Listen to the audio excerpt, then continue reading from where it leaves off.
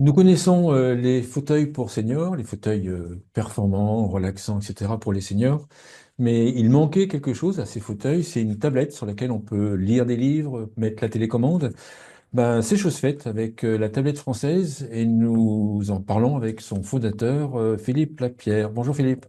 Bonjour Frédéric. Peut-être vous présenter, c'est important peut-être pour la suite, pour comprendre le bagage qui vous a amené à faire la tablette française, et après on va parler de la tablette française et à quoi elle sert.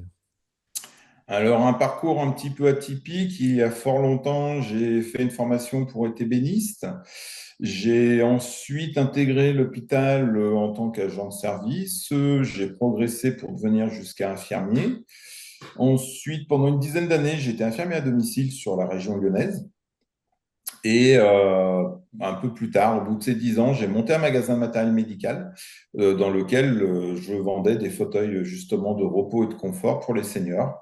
Et quand je vendais ces fauteuils, j'avais toujours cette impression qu'il manquait un accessoire pratique où le senior, qui peut quand même passer plusieurs heures d'affilée dans son fauteuil, ne pouvait pas poser sa télécommande, ses lunettes, voire manger ou lire confortablement et avec tout ce qu'il fallait sous la main.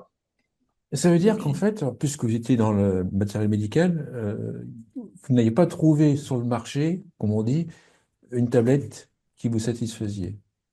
alors, je vous cache pas que ça m'aurait arrangé de trouver, même à l'étranger, un système équivalent ou qui aurait pu s'approcher de plus ou moins près de ma solution.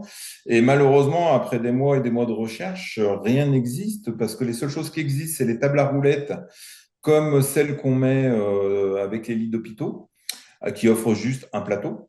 Ou sinon des systèmes qu'on peut trouver sur les sites de e-commerce où effectivement on transforme un peu l'accoudoir en plateau, mais il ne faut pas oublier que le senior se sert des accoudoirs pour se lever et s'asseoir. Donc la grosse recherche, le gros développement a été sur la pince de fixation qui laisse des accoudoirs libres, un grand plateau pour faire ce dont on a envie de faire quand on est au fauteuil, des bacs de rangement et surtout parce que les seniors sont de plus en plus connectés, ça offre aussi des ports USB.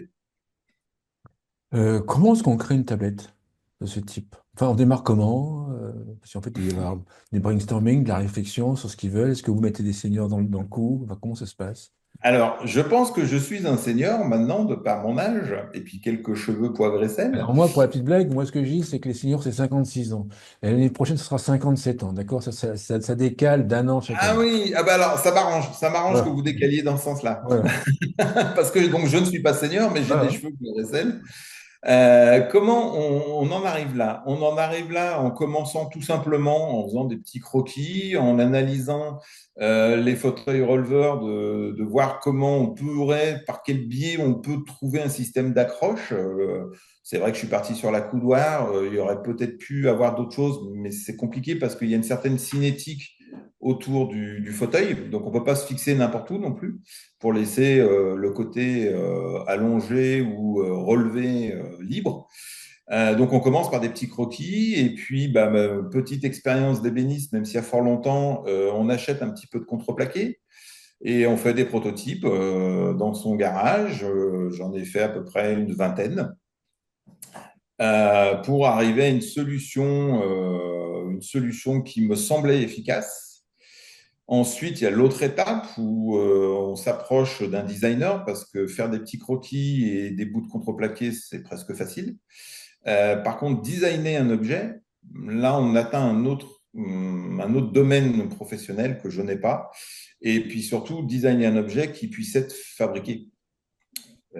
Et j'ai eu la chance, c'est que le designer avec qui j'ai travaillé m'a mis en lien avec une jeune entreprise de plasturgie à Oyonnax qu'on appelle la vallée de la plasturgie, avec un bureau d'études. Voilà, j'ai eu un accompagnement industriel, je tiens à le dire, magnifique. Voilà, vraiment là-dessus, ils n'auraient pas été là, je pense que ça aurait été plus compliqué. Quels sont les principaux bénéfices de la tablette? Qu'est-ce qu'elle apporte? On a compris, ranger les affaires, mais qu'est-ce que ça apporte? Bah, en fait, mon expérience d'infirmier libéral, à plusieurs fois, j'avais un senior dans le fauteuil qui a été mis par l'aidant à 9 heures du matin. Moi, j'intervenais à midi et depuis 9 heures du matin, il était sur la même chaîne de télé.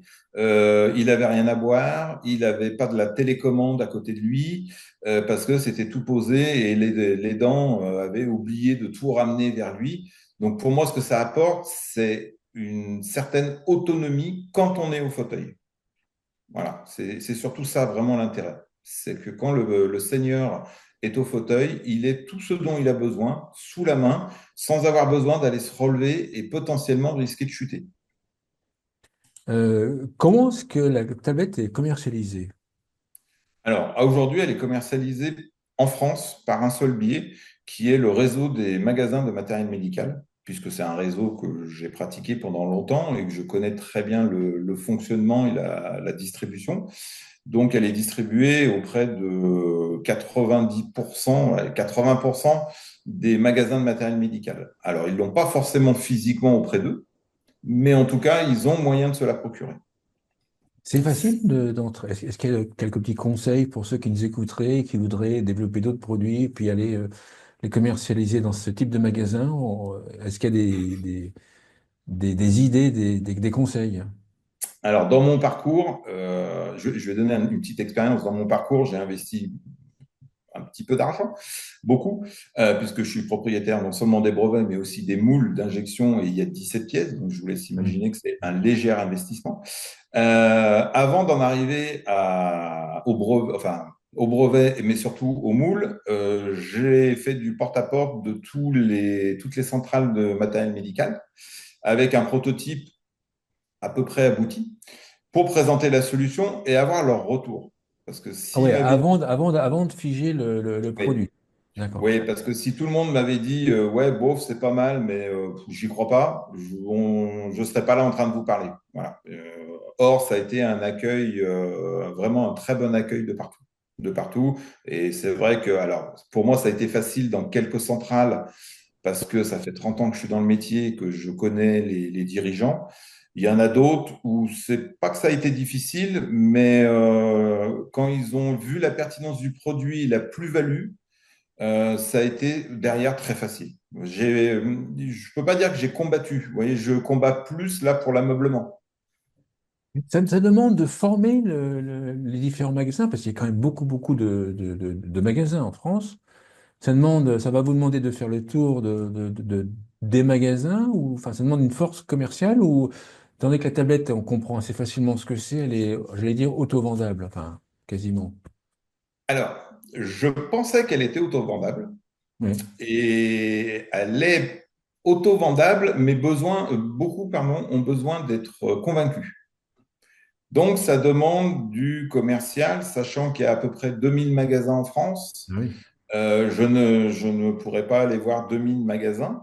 Mais au fur et à mesure, justement, de la présence sur les réseaux, que ce soit LinkedIn ou d'autres, bah, quand un magasin voit que son collègue à l'autre bout de la France l'a référencé, bah, il la référence aussi. C'est plutôt ça. Alors, c'est un peu plus long.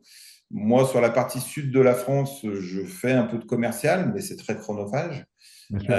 Et je suis tout seul pour faire ça. Donc à aujourd'hui, c'est un peu long. Je m'y attendais. Et c'est pour ça qu'en parallèle, elle est en cours de lancement sur Amazon, mais en Allemagne. D'accord. Vous en avez déjà vendu, je trouve, pour moi, un grand chiffre quand même de tablettes. Un grand nombre. Alors, c'est ce que tout le monde me dit. Mm. Mais réellement, aujourd'hui, j'en ai vendu, je suis à pas loin de 500. On va dépasser les 500 là ce mois-ci. Tout le monde me dit que c'est waouh, c'est top. C'est effectivement c'est top, hein. Mais moi, je suis encore sur la réserve et je pense qu'il en reste encore beaucoup à vendre. Évidemment. Est-ce que vous cherchez des partenaires pour quels qu'ils soient pour votre développement? Oui, à aujourd'hui, si je veux continuer ce développement au sein du matériel médical, il va falloir que je m'entoure, que je me structure et surtout que j'ai des partenaires, alors financiers certes, mais pas que financiers. Voilà. Il y a un autre axe de développement qui est l'ameublement. Exemple, des enseignes, pour pas les citer, mais But ou Conforama vendent des fauteuils pour les seniors, des fauteuils releveurs pour les seniors. C'est une étape que j'aimerais. Et là, par contre, c'est beaucoup plus dur. C'est là où je me dis, quand on connaît personne, c'est plus dur.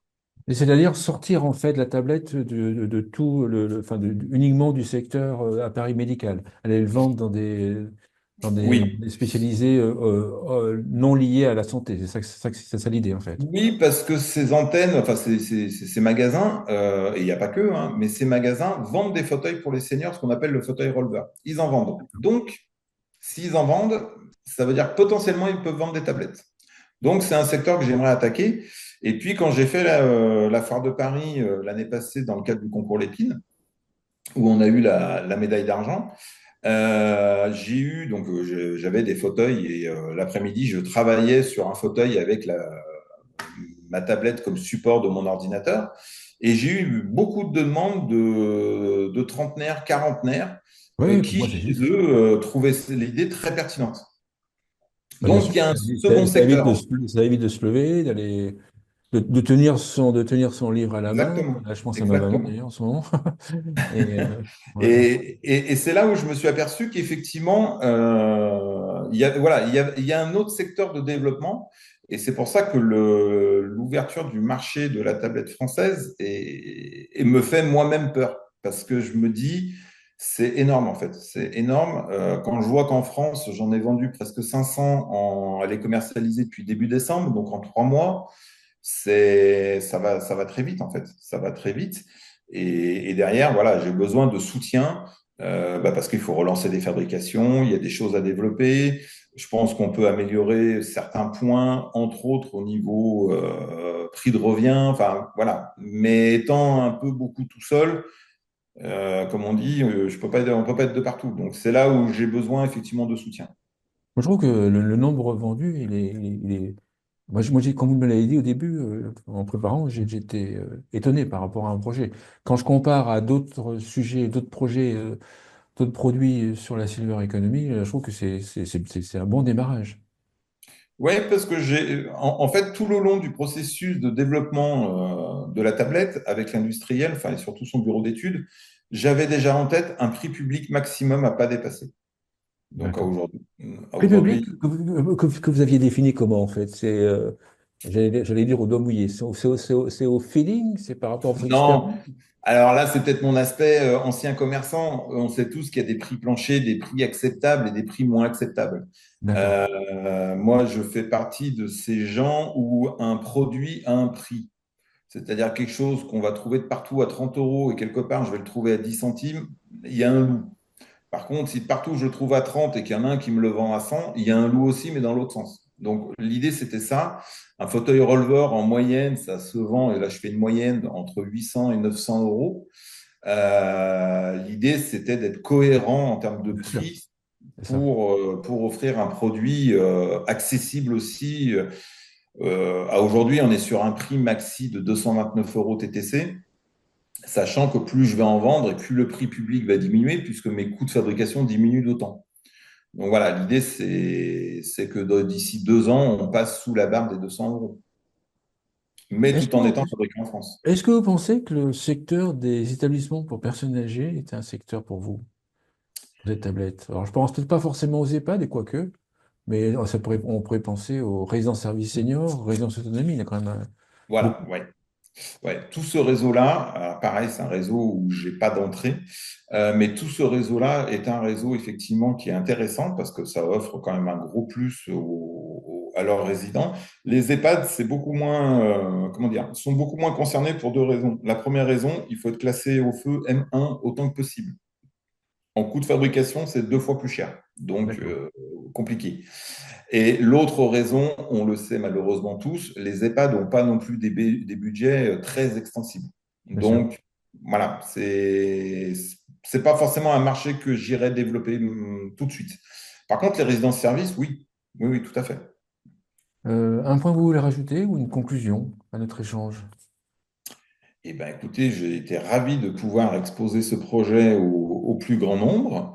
Et puis, n'hésitez pas à vous rendre sur le site de la Tablette Française pour avoir plus d'informations et mes coordonnées pour me joindre au cas où. Super, merci Philippe Lapierre. Je rappelle que vous êtes le fondateur de la tablette française. Merci beaucoup. Merci à vous.